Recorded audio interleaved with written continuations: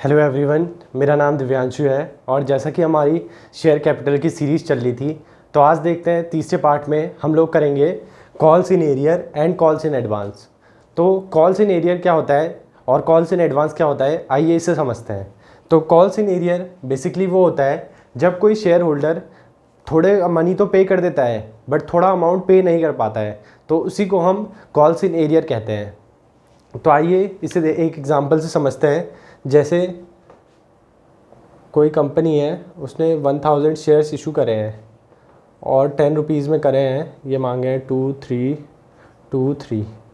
तो कोई share holder है जिसके पास 200 शेयर्स हैं,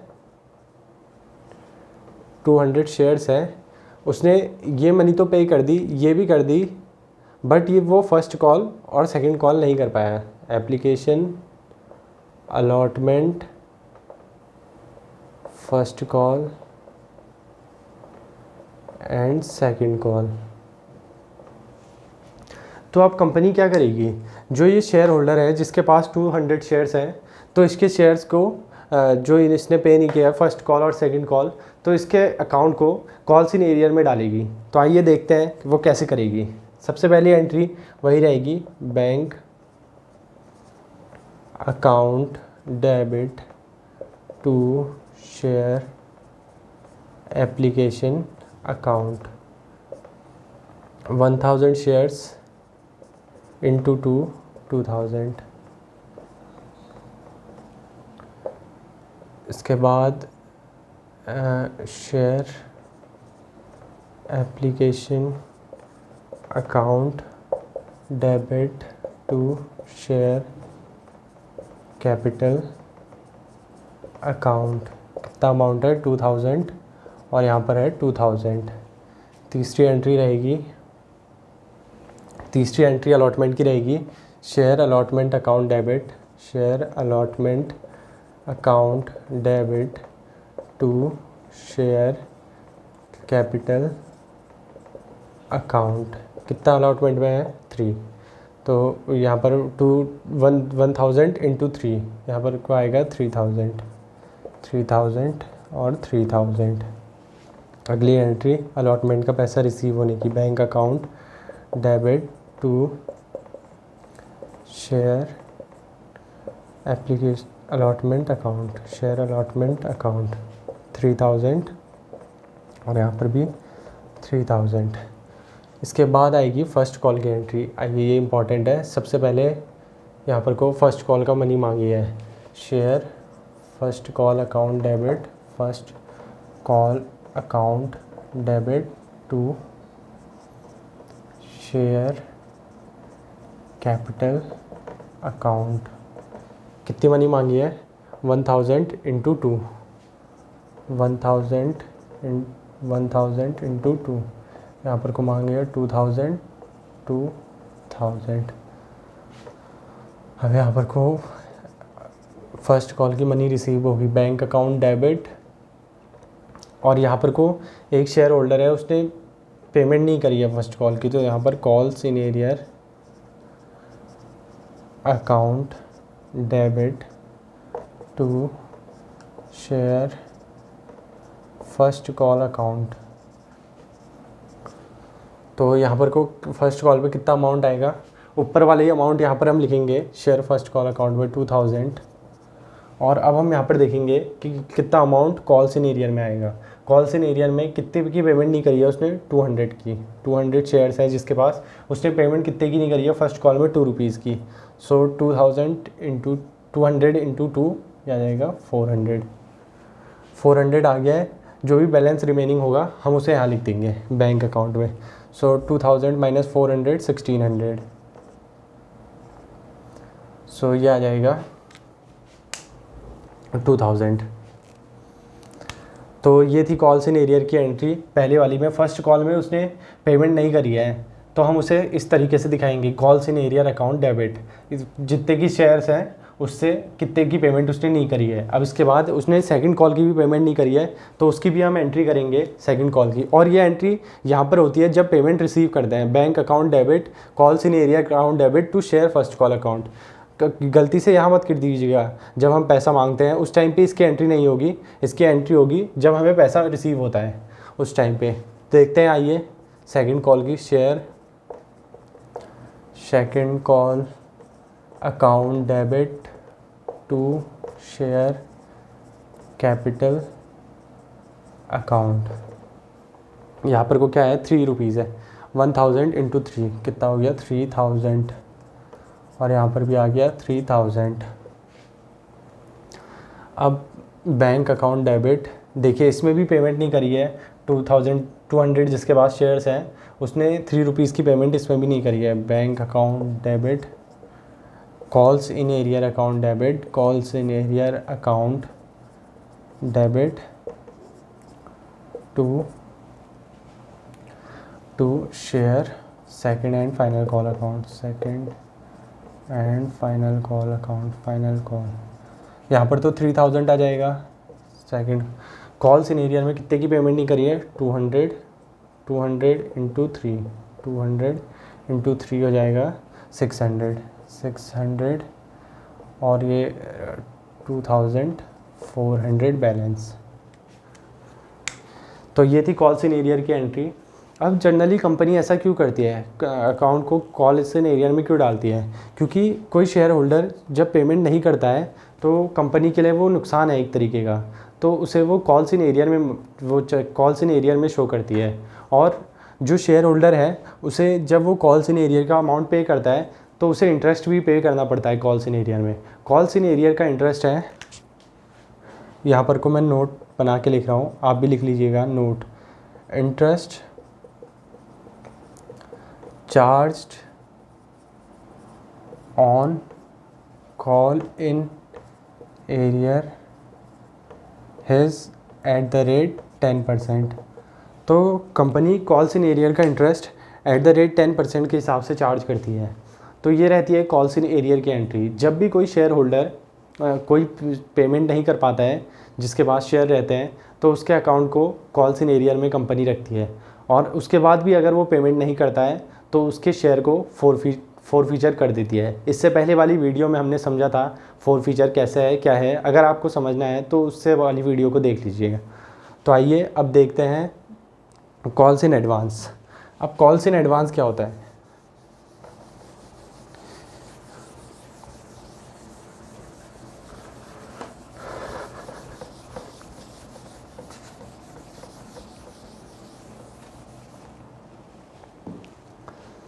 तो इसी एग्जांपल के थ्रू समझते हैं। देखिए कोई शेयर होल्डर है, कंपनी ने 1000 शेयर इशू करे 10 रुपीज़ के हिसाब से। 2 एप्लीकेशन में मांगे, 3 अलॉटमेंट में मांगे, फिर 2 फर्स्ट कॉल में मांगे और 3 सेकंड एंड फाइनल कॉल में। कोई शेयर होल्डर है 200 शेयर्स, इस बार उसने पेमेंट पूरी कर दी है और उसने क्या करा, एप्लीकेशन की पेमेंट कर दी, अलॉटमेंट की भी पेमेंट कर दी, और जो फर्स्ट और सेकंड कॉल की पेमेंट थी वो भी अलॉटमेंट में ही कर दी। फर्स्ट और सेकंड कॉल की पेमेंट उसने अलॉटमेंट में ही कर दी। तो ये अलॉटमेंट में कर दी तो ये कंपनी के लिए एक लाइबिलिटी है उसके पैसे संभालना, क्योंकि उसने पेमेंट पहले ही कर दिया है। तो इसकी एंट्री, तो इसी को हम बोलते हैं कॉल्स इन एडवांस। आइए इसकी एंट्री देखते हैं। सबसे पहले एंट्री रहेगी bank account debit to share application account. कितने की अमाउंट है, 1000 इंटू 2, 2000। इसके बाद आएगा अलॉटमेंट, इसके बाद आएगी एप्लीकेशन की एंट्री, कैपिटल अकाउंट में ट्रांसफ़र करने वाली। Share application account debit to share capital account 2000। अब यहाँ पर को आएगी अलॉटमेंट का पैसा मांगने वाली, share allotment account debit to share capital account. तो यहाँ पर को आएगा कितना है, 1000 इंटू 3, 3000। अब इसके बाद आएगी, इसे यहाँ पर को समझते हैं कॉल्स इन एडवांस की एंट्री। कॉल्स इन एडवांस की एंट्री ये होगी bank account debit to share allotment account to call in advance account. तो शेयर कैपिटल में तो ये शेयर अलॉटमेंट में आएगा यही अमाउंट 3000। और अब देखते हैं कॉल इन एडवांस में क्या आएगा। सो 2000 शेयर थे, उसने फर्स्ट कॉल और सेकंड कॉल की पेमेंट इसी के साथ कर दी। तो यहाँ पर को आएगा फर्स्ट 200 शेयर थे, सॉरी, उसने फर्स्ट कॉल और सेकंड कॉल की पेमेंट कर दी। फर्स्ट कॉल की कितने हैं 2 और प्लस 200 इंटू 3, तो ये हो गया 2400 प्लस 3 2 जा 600। तो यहाँ पर 1000 की इसने पेमेंट पहले ही कर दी, तो यहाँ पर आ जाएगा 1000 रुपीज़ और यहाँ पर आ जाएगा 4000। तो ये थी कॉल्स इन एडवांस की। उसने देखिए अलॉटमेंट के साथ ही फर्स्ट कॉल और सेकंड कॉल की पेमेंट कर दी है। फर्स्ट कॉल की पेमेंट है, ये सेकंड कॉल की पेमेंट है। ये हमने करी 200 शेयर्स थे उसके पास, और उसने फर्स्ट कॉल की पेमेंट एडवांस में कर दी और सेकंड कॉल की पेमेंट भी एडवांस में कर दी। तो देखिए इसके बाद वाली एंट्री होगी फर्स्ट कॉल का पेमेंट मांगने की। Share first call account debit to share capital account.